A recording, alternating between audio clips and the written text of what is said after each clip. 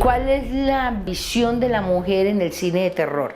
Diríamos en el cine de terror y en el cine de suspenso.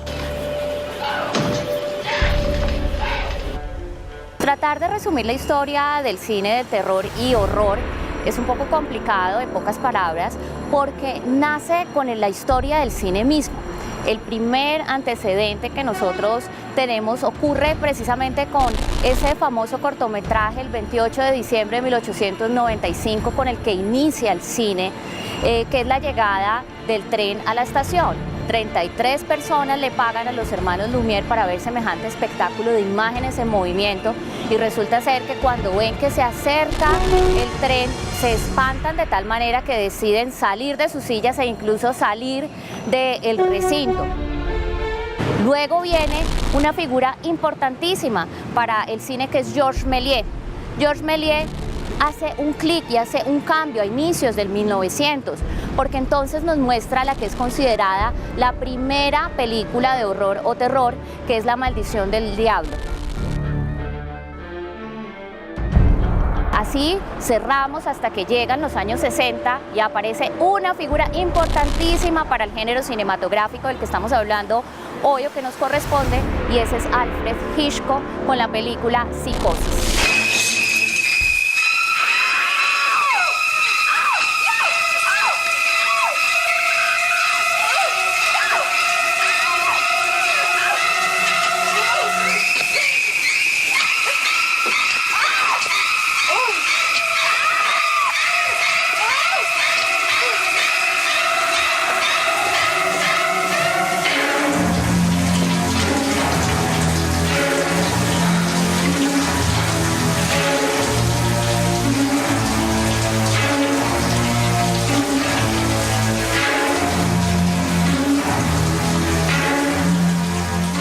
Viene la época de los años 80 que fue para mí de las más ricas para el género cinematográfico del terror y del horror, porque vienen también autores a explorar. Entonces tenemos a Steven Spielberg, que pasa de la ficción y se hace una película de horror que es Poltergeist, que todo el mundo también la podrá recordar, y entonces viene Martes 13, y entonces viene Chucky, y entonces vienen todos, es Freddy Krueger, por ejemplo, y vienen todos estos personajes que han adornado el universo cinematográfico del cine de horror y del terror, eso para los años 80. Para la época del cine moderno, pues hay un punto que también es un cenit de y es con un fenómeno cinematográfico, y ese es el proyecto de La Bruja de Blair. Marca un hito histórico, que ya es un hito histórico, y un antes y otro después para ese género específico, porque entonces explora y refresca el género con algo que no se había hecho antes, que es el tema del metraje encontrado, que es crear esa sensación de estar grabando con una cámara de mano, de no ser tan prolijo en la escena y darle ese realismo. También está la utilización de unos personajes o actores que nadie conoce. A partir de ese momento, pues entonces el cine lo ha explotado hasta el día de hoy. Hay franquicias como Actividad Paranormal que lo han hecho y lo han repetido una y otra vez. Ha sido absolutamente indispensable el papel de la mujer o utilizar a la mujer en el cine. ¿Por qué? Porque tanto la figura de un niño como de una mujer está directamente relacionada con lo tierno, con la debilidad, con lo que hay que querer y el amor, de ese tipo de cosas que son dulces. Lo que hace el cine de terror es hacerle un giro a esa percepción que se tiene a esas dos figuras, comillas, angelicales, y en ese sentido pues se la ha aprovechado y la ha utilizado y también la ha sobreexplotado. Lo femenino en el cine de terror puede ser visto desde dos miradas diferentes. Por un lado estaría la mujer como víctima, y por otra parte estaría lo femenino como entidad que causaría el terror.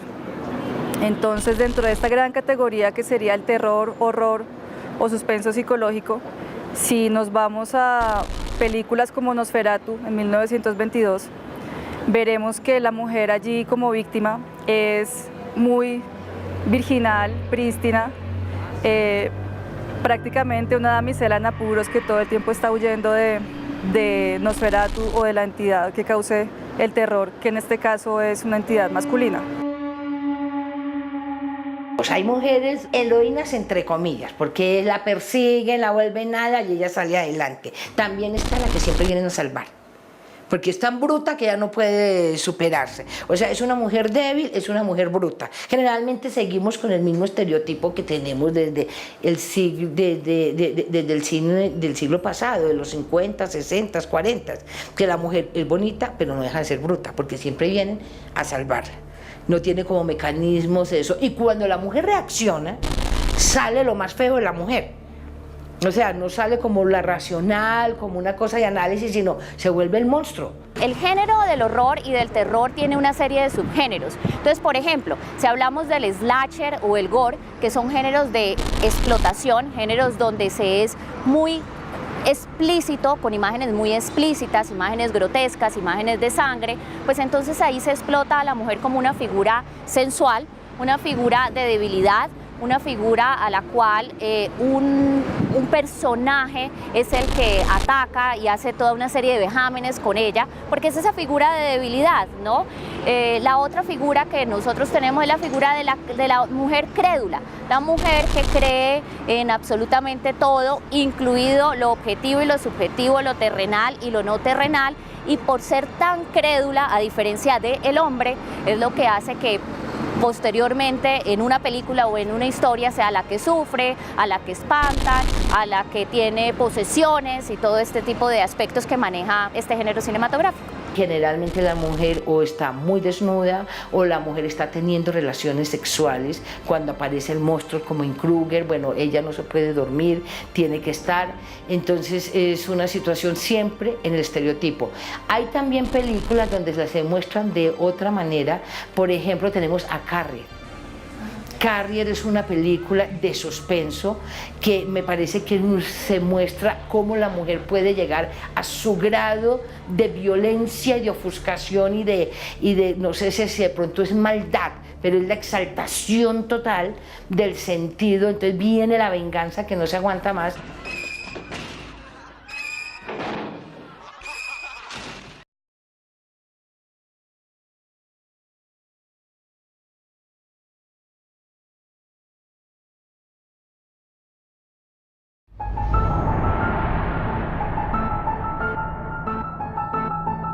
Aquí entró el famoso Halloween, que es una fiesta celta ligada a los santos, que se celebra el 31 de octubre y que se ha ido expandiendo en Colombia y en América Latina gracias al espíritu del capitalismo. El Halloween es una celebración pagana que la toman los anglosajones, ¿no? Ya desde 1840, y alrededor de ella hay una tradición que ha sobrevivido hasta el día de hoy.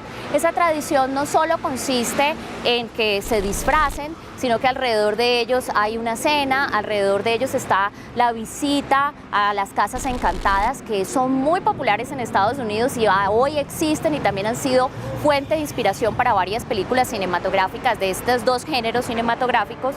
Así que alrededor de ella también está la lectura de literatura que genere miedo y por ende ahí viene y aparece las películas para consumir durante esa época que ya dejó de ser de un día. Nosotros cinematográficamente o en la industria se habla de todo un mes.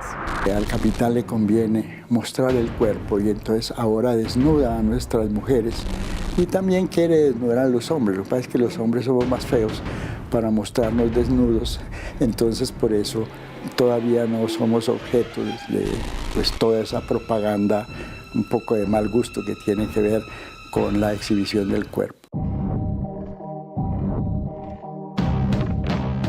En este mes vendemos mucho las piratas, las brujitas, reina de corazones, y todas en sí se venden todas porque son muy sexys.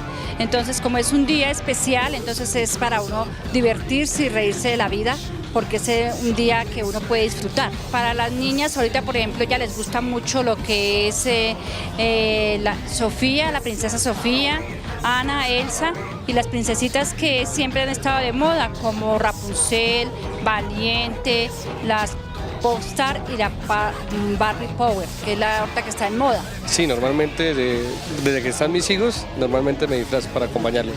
Cuando es la fiesta, de pronto una fiesta del Día de los Niños en el colegio, sí, pero como para celebrar el Halloween no me gusta. Ahorita pues de que tengo mi hija, me trato de disfrazar para acompañarla. Normalmente no es normal, pero sí es el ideal y más con fiestas que se celebran en las empresas o con amigos. Normalmente no, muy simple, unas orejitas o algo así.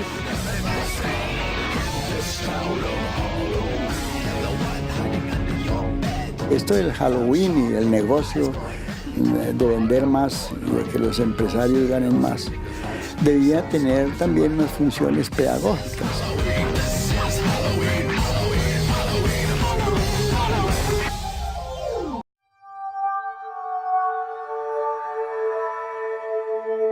Hay un momento determinado en la Edad Media en que las hechiceras se convierten en brujas y la Iglesia se encarga de consagrarlas gracias a su política represiva y de exterminio de todas esas formas que practicaba la mujer desde la antigüedad. En Europa hay una guerra, digamos, a muerte contra todas estas mujeres y para eso en el siglo XV el Papa Inocencio ha otorgado una bula que le permite a la Iglesia, especialmente la dada a 2 dominicos para que inicien un proceso inquisitorio en todos los países europeos, que eso llevó a la muerte de miles de mujeres quemadas en la hoguera como consecuencia de la intolerancia de la Iglesia. La que va a sufrir, diríamos, las consecuencias de toda la represión es la mujer, porque son ellas las que en un momento determinado tienen que salir al bosque, sobre todo cuando están perseguidas de noche, a buscar las hierbas, los elementos, los frutos, lo que necesitaban para hacer sus medicinas. Entonces se construye la imagen de una mujer fea, de una mujer horrible, de una mujer diabólica, y resulta que las brujas no eran tan feas. Pues todo esto se convirtió como en unas estructuras maléficas, ¿no?, que hacían estas hechiceras, y se les acusó precisamente de estar alterando el cuerpo y la obra de Dios. Es ese vínculo, digamos, de la mujer con el hogar, con las tradiciones ancestrales, con la defensa, diríamos, de un futuro mejor, de querer, diríamos, o buscar protección en el medio. Eso la hizo objeto sistemático de persecución. No hay, digamos, un traje especial, siempre se le pintó como un personaje extraño, pálido, deforme, nariz larga, de vestido negro y montado en una escoba. La bruja hoy día ha sido abstraída de su realidad, la han convertido en objeto comercial, un objeto de distracción. Pero vale la pena de que los niños conozcan que esas mujeres representan una época de terror contra la mujer y de terror contra las creencias ajenas a las creencias oficiales, y también que constituye una época de intolerancia, y que esas mujeres, esa bruja con la cual hoy día se divierte, es el símbolo de miles de mujeres inocentes, mujeres, niños y niñas también, que fueron quemados, que fueron llevados a la hoguera y que fueron sacrificados porque hacían prácticas mágicas buenas y otras malas.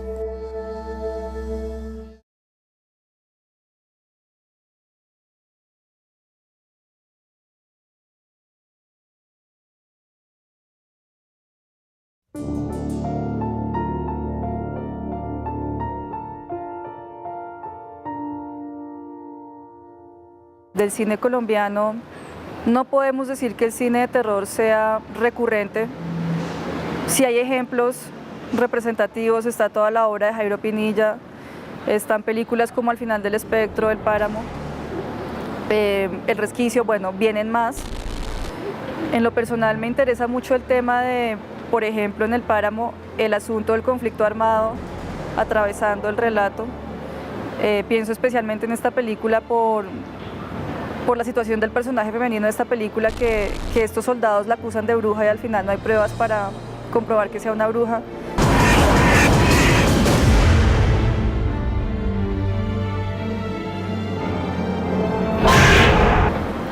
Entonces, en el caso de Carne de tu carne, este par de hermanos que pasan a ser como una especie de vampiros, especialmente el personaje femenino, vampiresa, Madremonte, intentan ser reprimidos, pero al final también triunfan. El final es que ellos resucitan de una tumba y van por ahí haciendo de las suyas.